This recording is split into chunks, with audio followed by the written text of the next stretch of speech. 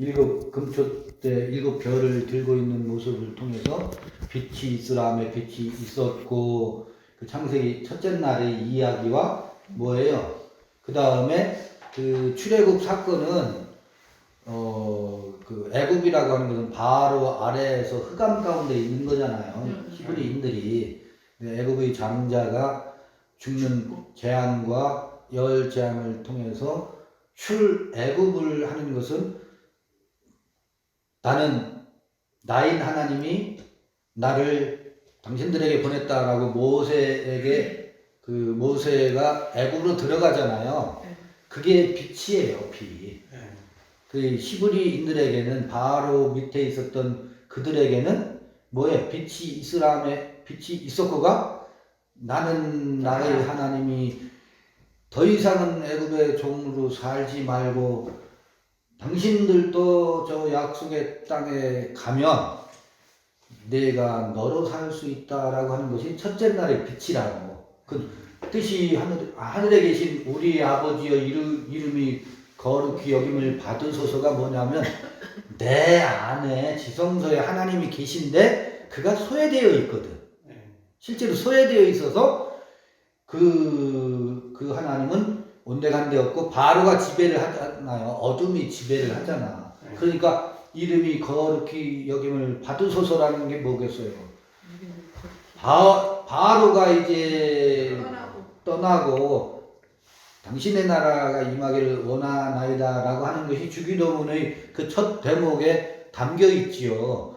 요거는 요한계시록 1장 1절부터 3장 7 에클레시아에게 보내는 편지, 7 사자에게 보내는 오른손에 7 별을 들고 그 편지를 보내는 것이 뭐예요? 별이 빛이거든.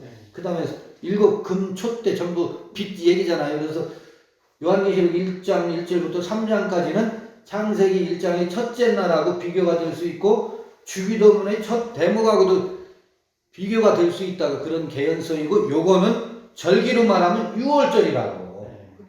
출애굽하는 6월절 절기와 어느 정도 뭐예요? 개연성, 아구가 맞잖아요. 그 다음에 둘째 날은 출애굽을 해서 홍해를 건너서 광야에 들어오게 되면 무교절을 지킨다고. 무교절을 지키는 것은 애굽에 누룩 있는 빵을 먹지 않는 거거든. 애굽에 누룩 있는 빵을 먹지 않는 거거든. 아직 뜻이 하늘에서 이루어진 것처럼 땅에서도 이루어지다까지는 아니라 하더라도 아직 여기는 뭐예요? 가나안 땅 가지 않았어. 가기 전이죠. 이건 뭐예요? 애굽을 절연하면서 애굽의 익숙한 빵을 이제 더 이상 안 먹는 게 무교병을 먹으면서 무교절을 지키면서 어디를 향해요? 가나안을 향하잖아요. 그러니까 나라가 임하옵소서. 나라가 임하옵소서의 주기도문에 그거나 마찬가지잖아요. 아직 가나안 땅에 가기 전이니까 가나안 땅의 약속의 땅을 소망으로 두고 있으니 나라가 임하옵소서와 두째 날은 뭐예요? 위의 물과 아랫물이 나뉘는 얘기잖아요. 창세기 둘째 날은. 그 이야기는 지금 이 무교병을 먹으면서 바로와 가나안이 광야에서 나뉘어지는 사건이거든. 광야 여행이라는 게 확연히 나뉘어졌죠. 위의 물과 아랫물이 나뉘어지는 사건이거든. 아, 그러면 창세기의 둘째 날 이야기와 출애굽에서 무교절과는 같이 이 절기와 맞물리는구나. 그러면 이것은 요한계시록에서는 어떤 걸까? 위의 물과 아랫물 나누는 얘기가 이리 올라와 보라가 요한계시록 4장에 시작되잖아요. 위의 것을 확연히 보여주잖아. 위의 물을 확연히 보여주지요. 요한계시록 4장에서 그걸 다 보여준다고. 그러면서 아랫물을 어떻게 나누는지 보실래요? 아랫물 인을 떼면서 아랫물의 정체가 확연히 드러나잖아요. 먼저 인을 뗄 때 어떻게? 백마를 타고서 활을 들고 활을 쏘는, 이게 뭐예요? 아랫물의 모습이거든. 아랫물. 그래서 요한계시록 4장부터 7장까지는 둘째 날하고 비교가 될 수 있다. 이게 경강부에서 억지로 맞추는 것일 수도 있어요. 어떤 그런 개연성이 있는 거예요. 그 다음에 이게 나라가 임하옵소서죠? 아직 가나안 땅 가기 전이야. 광야에서 여행이야. 하나는 무교병을 먹으면서 그런데 세 번째는 초실절이잖아요. 셋째 날이라고. 초실절이 뭔지 아세요? 초실절. 광야에서는 물론 초실절이 첫 열매인데 원래 초실절은 저기 뭐예요? 그 가나안 땅에 들어가서도 초실절을 하는데 처음 익은 열매를 따먹는 건데 광야에서의 첫 열매는 메추라기와 만나라고. 이게 뭐지? 근데 창세기의 셋째 날은 뭐예요? 묻이 드러나는 얘기죠? 땅이 드러난다고. 또 저기 뭐예요? 물을 한가운데 모이고 땅이 한가운데 모인 이렇게 묻이 드러나는 이야기고 묻에서 뭐? 풀이 식물이 자라나는 이야기거든. 그때는 씨 맺는 열매 맺는 나무가 양식이 아니에요. 채소가 양식이지. 셋째 날이라고. 묻이 드러난다고. 묻이 드러나는데 물론 이거 요한계시록에 묻이 드러나는 얘기는 뭐예요? 인을 뗄 때 뭐가 드러나요? 사실 인을 뗄 때마다 우리의 아랫물 땅이 드러나지. 땅이 아까 그 말탈자가 있고 네 말이 있고 뭐가 드러나고 뭐가 드러나고 그 묻이 드러나는 사건이거든. 요한계시록에 그 흐름이 그 묻이 드러나는 이야기에 창세기 7일 창조와 그 연결하면 제가 요한계시록은 창세기 주석서다라고 가끔 말씀을 드리는 것을 이렇게 연상해 보면 보세요. 인을 떼는 이야기, 나팔 부는 이야기, 일곱 천사의 나팔 소리가 이게 8장, 9장, 10장, 11장까지 얘기해요. 여기 셋째 날 얘기라고. 창세기로 말하면 셋째 날 얘기. 딱 안과 맞는 건 아니에요. 공식처럼 맞출 수는 없어요. 이야기하는 사람이 꼭 그 틀에 맞춰서 이야기하는 건 아니거든. 그러면 이것은 뜻이 하늘에서 이루어진 것처럼 땅에서도 이루어지다. 그런데 아직 땅에서도 이루어지다의 주기도문 내용이지. 근데 그 땅은 아직 광야지만 땅에서도 이루어지다. 애국 땅을 건너서 광야를 지나서 땅에서도 이루어지다의 소망을 갖고 어디를 향하고 있어요? 가나안을 향하고 있죠. 가나안의 땅이 그 땅이 온유한 자는 복이 나니 땅을 기업으로 얻을 것이라가 이제 성취될 거예요. 근데 땅의 정체가 지금 드러나고 있다고. 요한계시록의 방식으로 하면 저기서는 여행의 방식인데 요한계시록은 드러나는 방식이라고. 땅이 지금 드러나고 있다고. 근데 땅이 먼저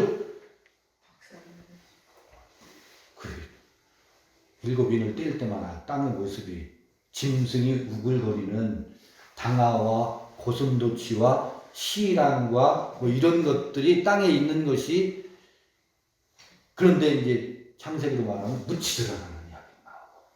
묻이 드러나면 그러면 그 같은 프레임이네. 이렇게 연관해 볼 수 있다는 것이지 그렇다는 아니에요. 여러분 그렇다더라 이렇게 인용할까봐 제가 녹화를 안 하는 거예요. 지금 녹화 안 하고 있어요. 여기 녹음은 되고 있어요.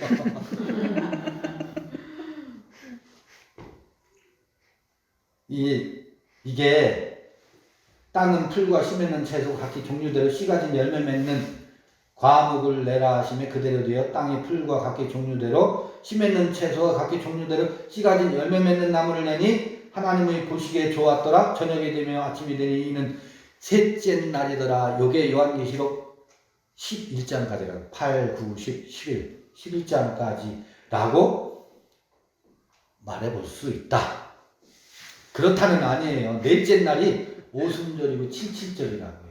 오순절이 뭐예요? 신약에서의 오순절은 그 예수께서 십자가에 달리시고 이건 예수의 일생과 지금 이건 맞출 수 있죠? 네. 어린 양의 피로 십자가에 달리시는 것은 출애굽하고 6월절이라고. 네. 6월절이라고.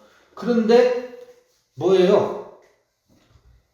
지금 그 예수가 십자가에 달리시고 나서 3일이 지나지요. 3일 만에 부활한다고.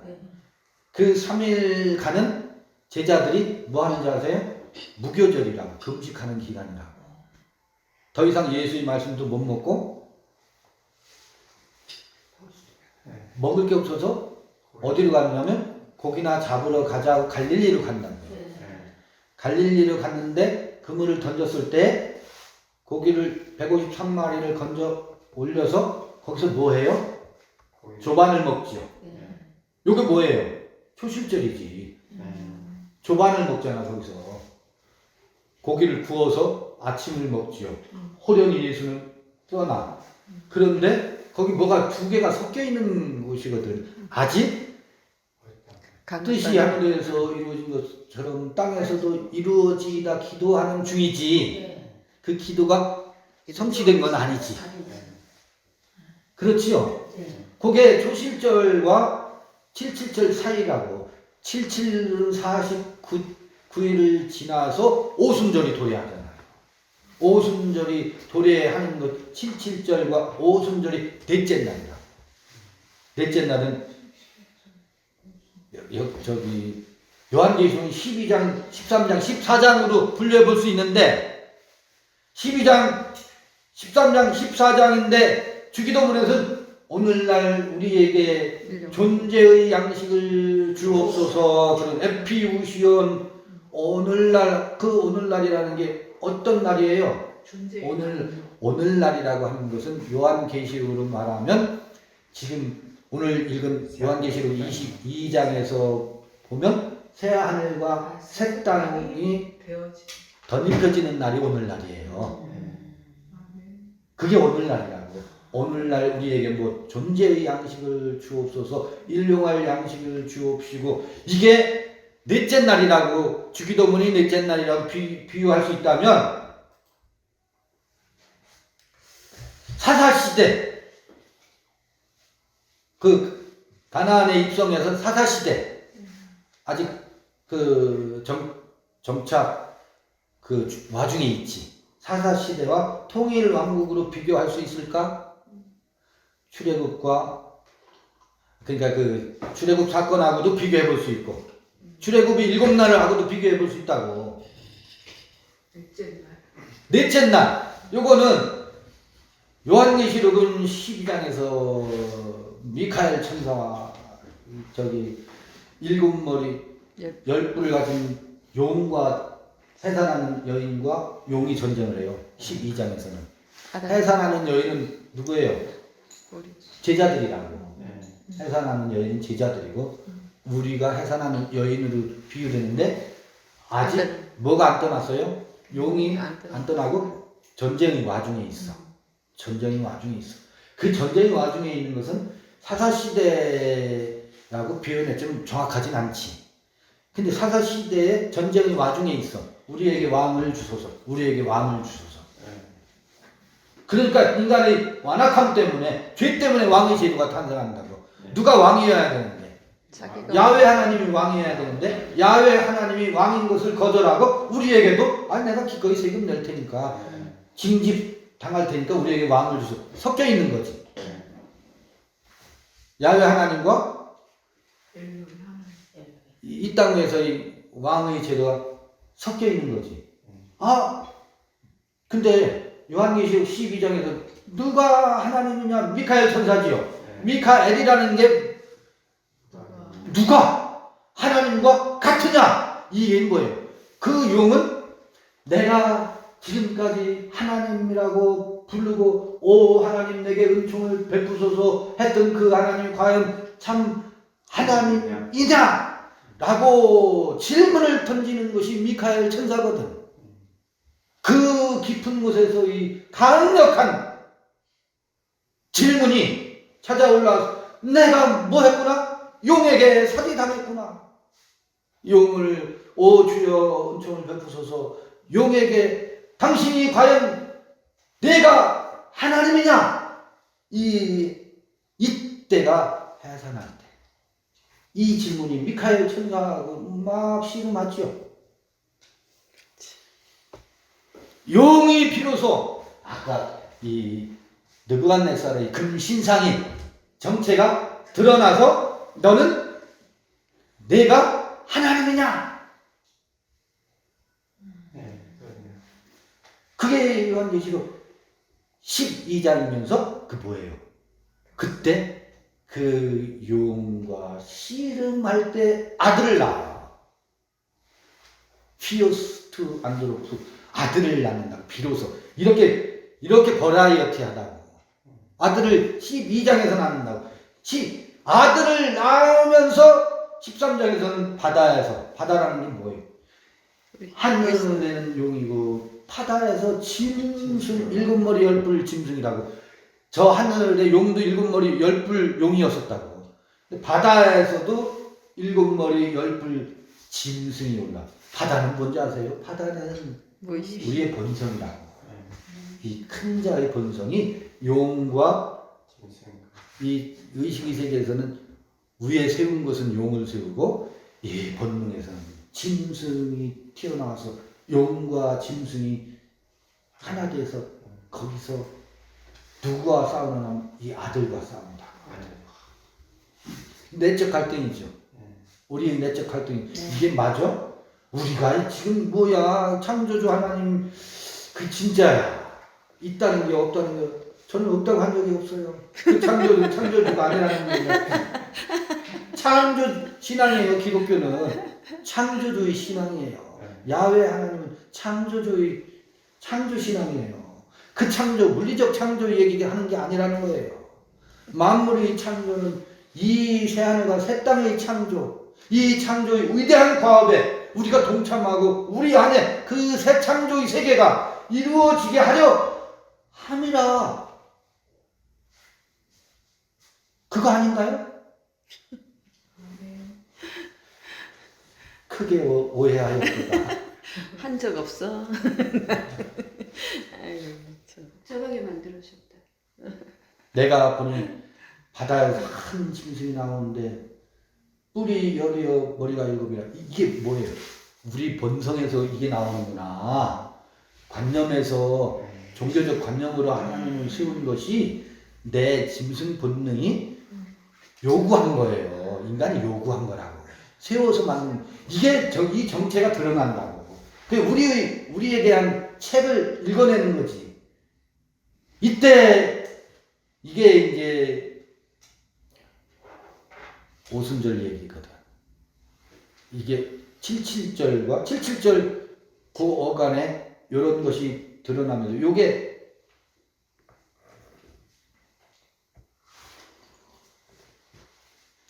여러분 그 예수가 십자가 달려서 돌아가시고 죽고 오순절이 오기까지는 여기 중간지대라고 그랬죠. 복합되어 있다고. 두 개가 싸우는 베드로에게 두 개의 갈등이 있는 시기라고요. 뭐냐면 용이 아직 떠나지 않았다고. 예수가 세상 임금이 죽었는데도 그래도 못 보내. 아쉬워. 이게 베드로에게서 봐요. 그 순간, 그때는 어느 때냐면 해산하는 여인이 아들을 낳는 때예요. 아들이 태어나면서 동시에 그 세상 임금 주는 그리스도시요 살아계신 하나님의 아들이십니다. 그 세상 임금 예수가 죽었는데도 불구하고 죽어도 못 보내의 두 요소가 싸우고 있는 과정이잖아요. 그래서 용과 바다에서 짐승이 올라오고 있고 아들을 낳고 있고 이게 혼재되어 있는 게 분명하지요. 혼재되어 있는 과정이에요. 우리 안에 이 두 존재가 혼재되어 있는 과정이라고. 그래서 아들을 낳고 그 아들을 양육하기 위해서 광야로 간다고. 광야로 가는데 그 전쟁이 멈추질 않지. 여전히 전쟁이 멈추질 않는데 오순절이 찾아오지요. 그게 77절까지라고. 77은 49. 이게 영적 신뢰의 여정이에요. 요한계시록에 그게 반영되어 있어요? 안 되어 있어요? 반영되어 있잖아요. 요게 창세기로 말하면 넷째 날. 봐요. 하나님이 가라사대 하늘의 궁창에 광명이 있어 주야를 나누게 하라. 하늘의 궁창에 광명이 있어 주야를 나누게 하라. 그 창세기 1장 첫째 날이 빛과 달라요. 이건 아들이에요. 아들이에요. 이 넷째 날이. 그런데 나누게 하라. 그 광명으로 징조와 사시와 일자와 연한이 이루라. 또 그 광명이 하늘의 궁창에 있어 땅에 빛이라 하시고 그대로 되니라. 땅에 빛이라 하시고 그대로 되니라 하시고 하나님이 그 두 큰 광명을 만드사 큰 광명으로 낮을 주관하게 하시고 작은 광명으로 밤을 주관하게 하시며 별들을 만드시고 하나님이 그것들을 하늘의 궁창에 두어 땅에 비치게 하시며 주야를 주관하게 하시며 빛과 어둠을 나누게 하시니라. 하나님이 보시기에 좋았더라. 저녁이 되면 아침이 되니 이는 넷째 날이니라. 빛과 어둠을 나누고 있고 용과 짐승과 아들을 나누고 있는 장면이죠. 요한계시록식으로 말하면 물론 서술 방식은 전혀 달라. 그래서 억지로 꿰맞히는 듯한 느낌이 들을 수도 있어. 어떻게 그거와 그게 연관이 있어? 그런데 넷째 날을 보면 아까 운물과 아랫물을 나눴는데 여기는 밤과 낮을 나눈다. 밤과 낮을 나눈다. 용과 짐승, 미카엘 천사, 내가 누구냐와 아하. 그래서 이 밤과 낮을 나누는 장면이 요한계시록 12장, 13장, 14장 이더라. 이거 비약일 수 있죠. 무슨 말도 안 되는 소리야. 그게 어떻게 그거야? 말 돼요. 억지로 갖다 잘도 붙이네. 그러실 수 있죠. 억지로 갖다 붙이는 느낌이 들죠.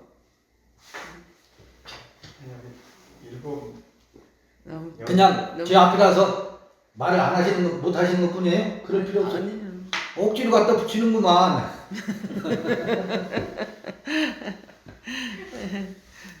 다섯째 날이요.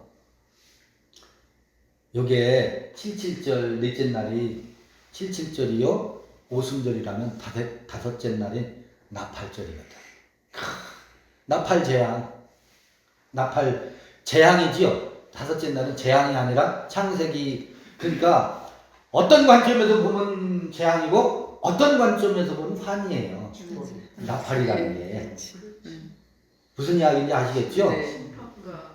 심판과 환희가 같이 가는 거예요. 여리고성이 무너져요.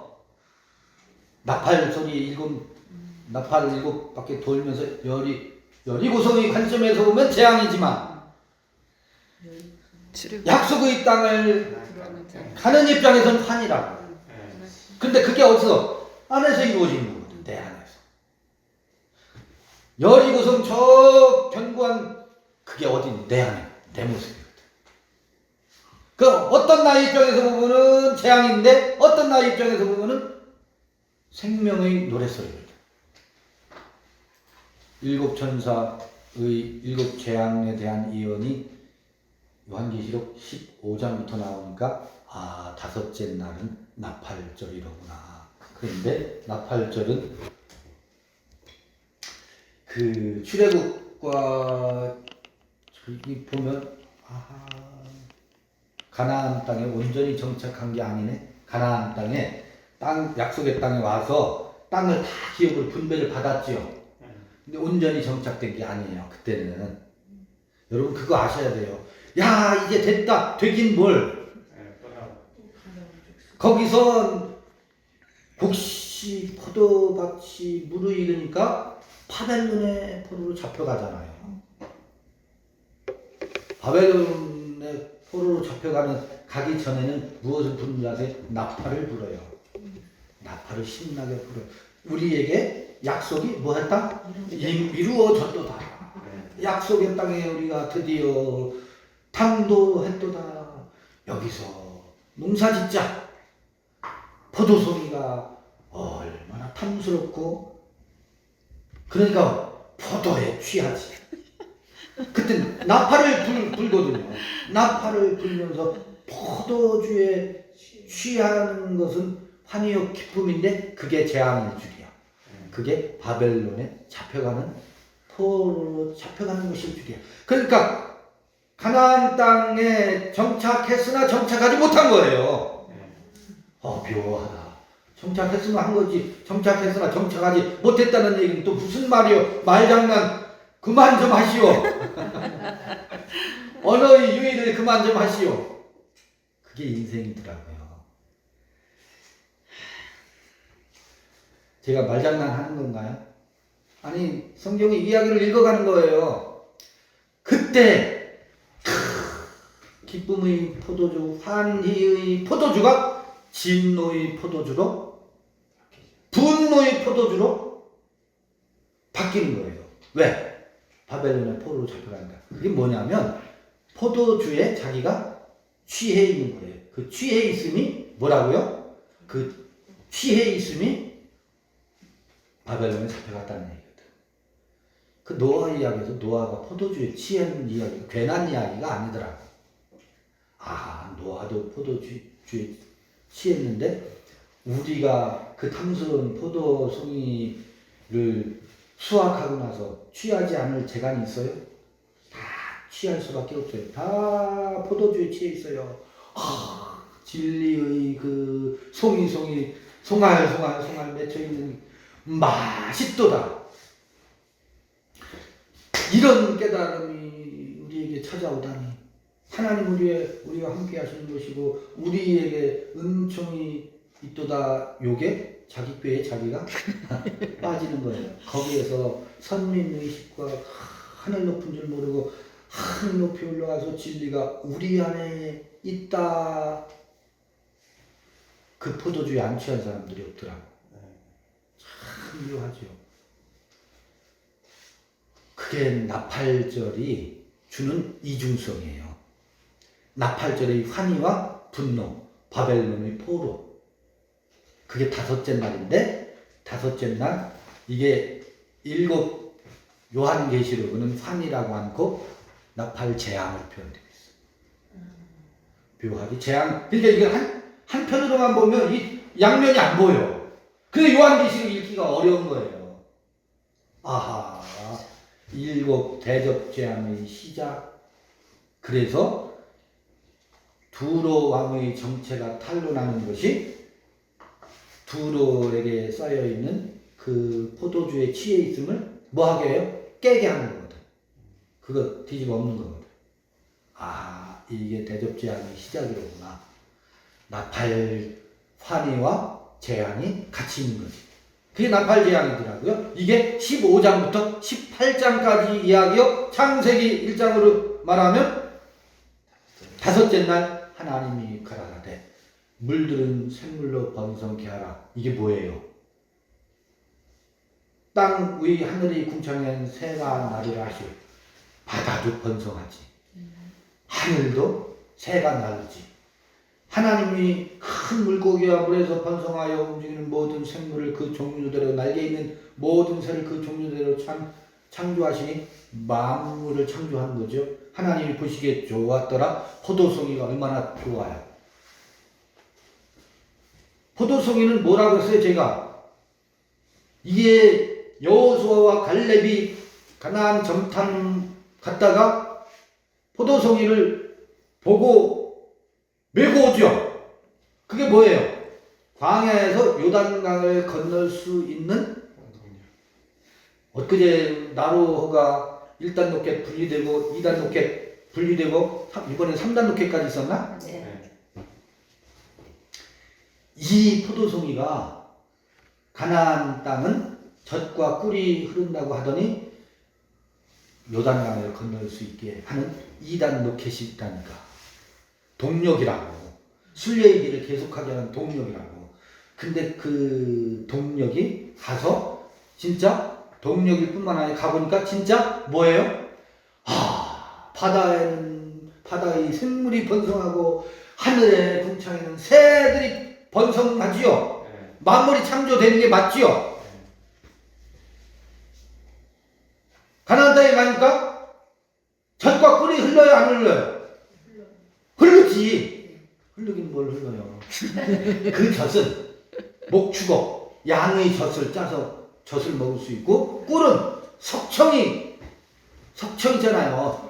돌 틈에다가 벌들이 집을 지어서 보니까 석청 꿀을 따먹.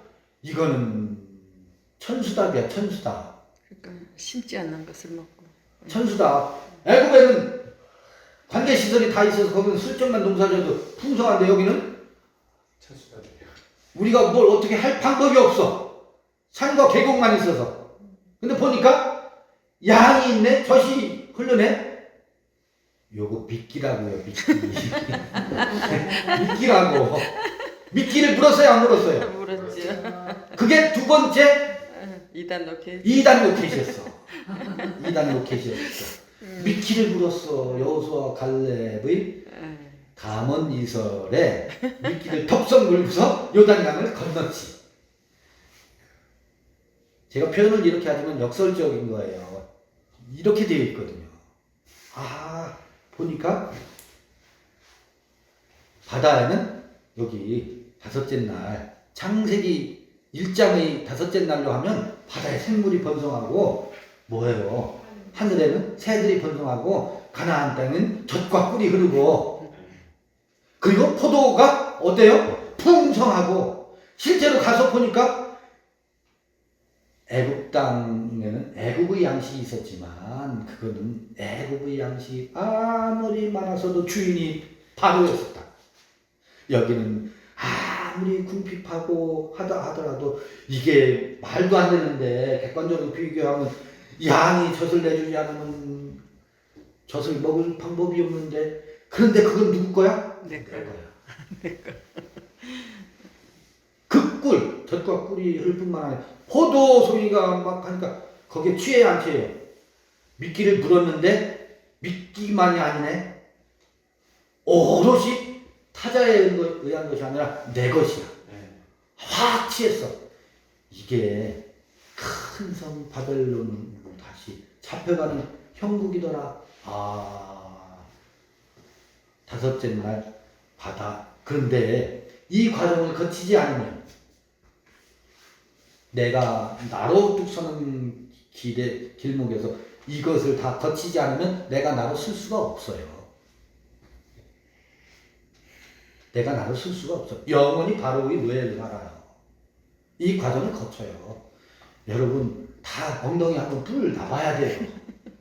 엉덩이에 뿔이 났다라는 것은 내 안에 뭐가 맺혔다라는 거예요. 내 안에 누군가에 의하지 않고 내 안에 색당이. 케테르와 호크마와 비나의 열매들, 헤세드와 게브라와 이런 것들의 열매들이 내 땅에서 내 스스로 농사 지었음을 반증하는 거예요. 그러니까 그걸 가지고 취해버린 것이지, 바로 이것 가지고 취해서 사는 건, 아, 그 과정을 거치는구나. 바다에 생물이 막 번성하는구나. 공중에 새가 나르는구나. 공중에 새가 날라요. 지금 날아다니는 거 안 보여요? 제가 하늘 높은 줄 모르고 올라설 수 있도록 제가 취해 있는 거 여러분 안 보이세요? 한번 취하게 돼 있다고. 아, 요 바벨론에 잡혀가 있는 것까지 보여요. 그래야 읽는다고. 아, 이게 18장까지더라고. 이게, 아, 여섯째 날은 이제 대속죄일. 우리를 시험에 들게 마옵시고 다만 악에서 구하옵소서는 바벨론의 느부갓네살과 그 왕들에게 포로로 잡혀가 있는 것으로부터 우리를 뭐하게 하옵소서? 벗어나게 하옵소서. 우리를 시험에 들게 마옵시고 가나안 땅에 들어가는데 뜻이 하늘에서 이루어진 것처럼 땅에서도 이루어지이다. 오늘날 우리에게 일용할 양식을 주옵시고, 일용할 양식이 뭐예요? 젖과 꿀, 존재의 양식, 그게 나의 존재를 존재되게 하는 양식들이었거든. 주옵시고 그 포도송이에 취해 있는데 그 이어서 나온 우리를 시험에 들게 마옵시고 다만 악에서 구하옵소서. 야, 그 악에 맞춰보니까 시험에 든다라는 게 어디로 들어가는 게 그노티시즘 영지주의에 빠져서 그 지식의 풍요로움에 빠져서 내가 이것을 깨달았다는 것을 가지고 느부갓네살 짓을 하려고 하는 우리들의 속성, 저 신상을 우리 안에 지어가고 있네. 그게 뭐예요? 그게 시험이라고. 주기도문의 시험은 그 시험에 빠지지 말고 느부갓네살의 손 아기로부터 우리를 벗어나게 하옵소서. 악에서 구하옵소서. 그 악이라는 게 뭐예요? 선악의 지식, 바벨론의 포로, 북방 민족에 사로잡혀 가는 것으로부터 뭐하게 하소서? 벗어나게 하옵소서. 죽어도 주기도는 그런 내용이에요. 내가 오늘 사업을 하는데 저 뭐 동업자가 나를 사기치지 않고 거기에 빠져들지 말게 하옵소서. 그 시험에 들게 마옵소서. 그런 따위의 이야기가 아니라고. 이게 여섯째 날 이야기인데, 그런데 여섯째 날 창세기 창조의 6일 날에는 무슨 얘기 하는지 아세요? 하나님의 형상과 모양대로 사람을 짓는 이야기가 나오죠. 네. 그 악으로부터 벗어나야. 악에서 구하옵소서는 뭐예요? 이제 내가 다시 가나안 땅을 그리워하나이다. 그때의 가나안 땅은 고토거든. 가나안 땅에, 약속의 땅 가나안 땅에 갇혔는데 거기서 바벨론 북방으로 잡혀갔어. 악의 구렁텅이에 빠졌어. 하늘 저기 뭐예요, 높은 곳에 지가 올라갔지. 누가 올려줬나? 지가 올라갔지. 거기서 악의 손에 빠졌지. 바벨론. 그곳에서 이제는 출애굽이 아니라 출바벨론해서 가나안 땅으로 귀환해서 새롭게 수전절, 초막절을 짓는 것이 뭐예요? 하나님의 형상과 모양의 사람으로 다시 지어진 거거든요. 그래서 여섯째 날 창조와 원래는 나팔절이 지나서 대속죄일이라고 하거든요. 대속죄일. 대속죄일은 왜 하필이면 출애굽해서 6월절이면 6월절 어린 양의 피에 의해서 속죄가 완성돼야지. 아니, 그건 속죄의 알파예요. 그 속죄의 알파야. 그렇죠? 네. 바로로부터 벗어난 거. 속죄의 오메가는 뭐예요?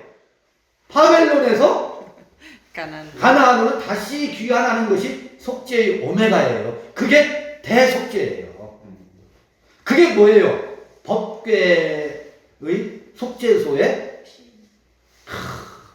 두 천사를 알현하는 거지. 만나는 것이지. 그 대속죄일과 포도수확과 이런 것들이 다 맞물려 있죠. 이게 그래서 뭐예요? 대속죄일과 하나님의 형상과 모양으로 사람이 지어져 가는 이야기와 같은 이야기지.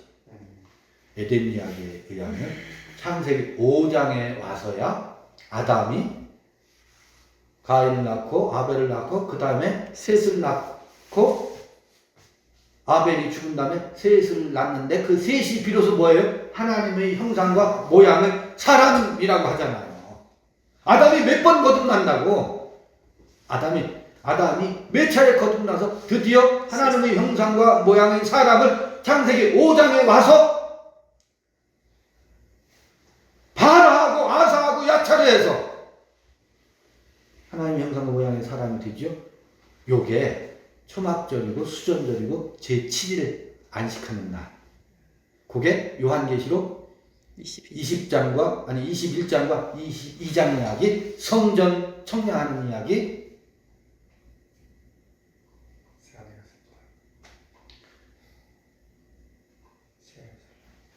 요거 다시 지금 제가 창세기와 출애굽 이야기와 바벨론 이야기와 창세기 1장 이야기와 주기도문 이야기 이 세 가지의 뭐예요?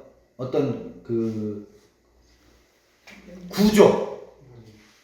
구조의 유사성을 같이 일견한 거예요. 아멘. 야, 일곱 영으로.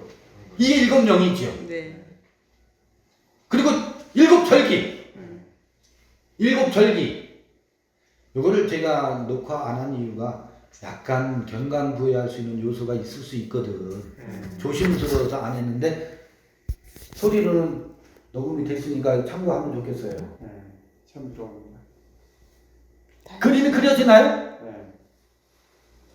요한계시록 오늘 마지막 시간 정돈 하는 거예요. 네.